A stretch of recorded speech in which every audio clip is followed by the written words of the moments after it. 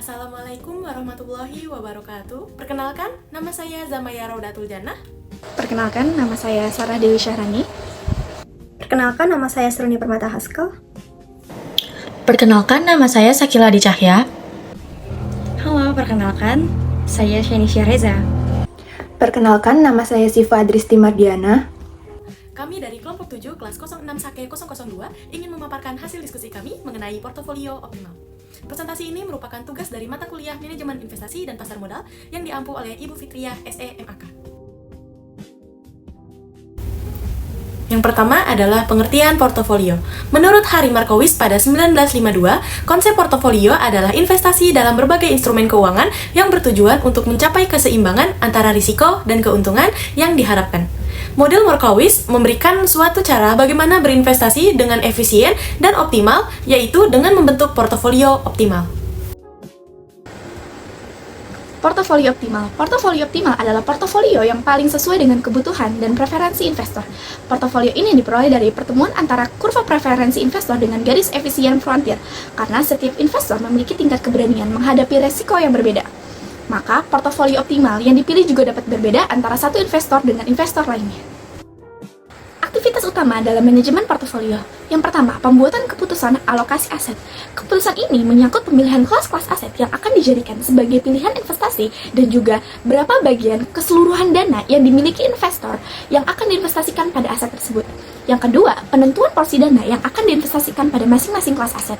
Porsi dana atau bobot dana adalah bagian dari dana yang diinvestasikan pada setiap kelas aset.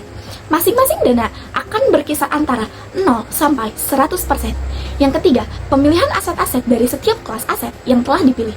Kelas-kelas aset adalah pengelompokan aset-aset berdasarkan jenis-jenis aset seperti saham, obligasi, real estate, sekuritas luar negeri, emas, dan sebagainya. Selanjutnya, pengaruh diversifikasi terhadap risiko investasi. Diversifikasi adalah strategi investasi dengan menempatkan dana pada berbagai aset yang berbeda untuk mengurangi risiko. Dalam teori portofolio Markowitz, risiko portofolio tidak hanya dipengaruhi oleh risiko masing-masing aset, tetapi juga oleh hubungan atas keterkaitan pergerakan return antar aset. Dan pengaruhnya, pertama, mengurangi risiko portofolio. Kenapa bisa mengurangi risiko portofolio? Karena diversifikasi dapat menurunkan risiko investasi karena dana tidak hanya ditempatkan pada satu aset saja. Yang kedua, mengurangi dampak kerugian pada satu aset. Jika salah satu aset mengalami kerugian, kerugian tersebut tidak akan diimbangi oleh kinerja aset lain yang lebih baik. Dan yang terakhir, meningkatkan kestabilan portofolio. Portofolio menjadi lebih stabil karena tidak bergantung pada kinerja atau jenis satu investasi saja. Selanjutnya, menentukan portofolio efisien. Yang pertama, menentukan target return, lalu memilih portofolio dengan resiko yang paling rendah.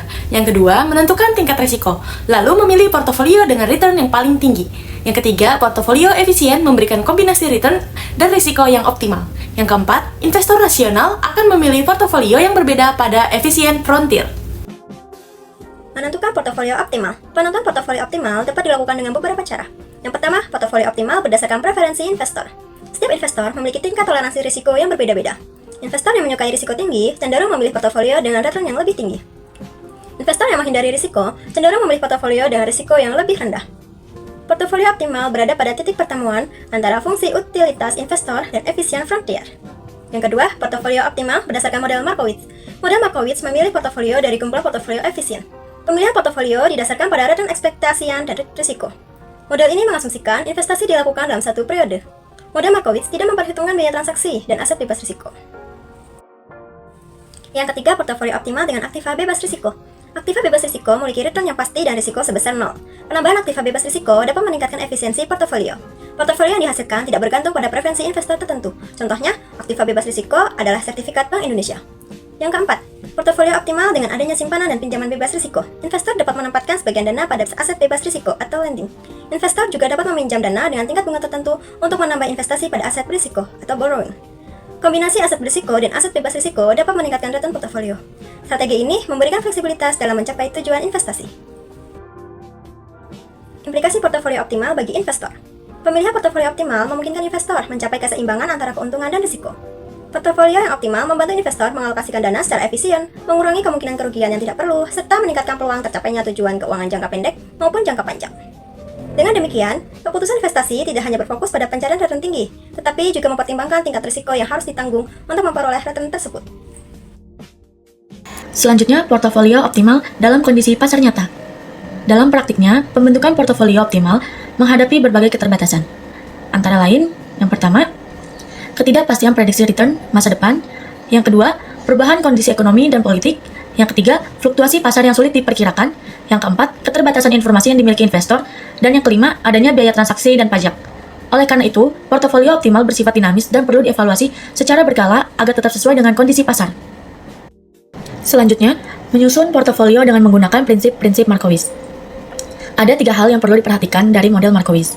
Yang pertama, semua titik portofolio yang ada dalam permukaan efisien mempunyai kedudukan yang sama antara satu dengan yang lainnya. Artinya, tidak ada titik-titik portofolio di sepanjang garis permukaan efisien yang mendominasi titik portofolio lainnya yang sama-sama berada pada garis permukaan efisien. Yang kedua, model Markowitz tidak memasukkan isu bahwa investor boleh meminjam dana untuk membiayai investasi portofolio pada aset yang berisiko. Model Markowitz juga belum memperhitungkan kemungkinan investor untuk melakukan investasi pada aset bebas risiko. Dan yang ketiga, dalam kenyataannya, investor yang berbeda-beda akan mengestimasi input yang berbeda pula ke dalam model Markowitz, sehingga garis permukaan efisien yang dihasilkan juga berbeda-beda bagi masing-masing investor tersebut. Selanjutnya, efficient frontier. Efficient frontier merupakan konsep dalam teori portofolio yang diperkenalkan oleh Harry Markowitz. Metode Markowitz menggunakan rata-rata return, variance, dan covariance seluruh aset untuk membentuk portofolio optimal. Namun, ketika jumlah aset semakin banyak, perhitungannya menjadi kompleks. Oleh karena itu, dikembangkan beberapa metode alternatif untuk memperoleh efficient frontier yang lebih sederhana atau lebih sesuai dengan kondisi pasar tertentu.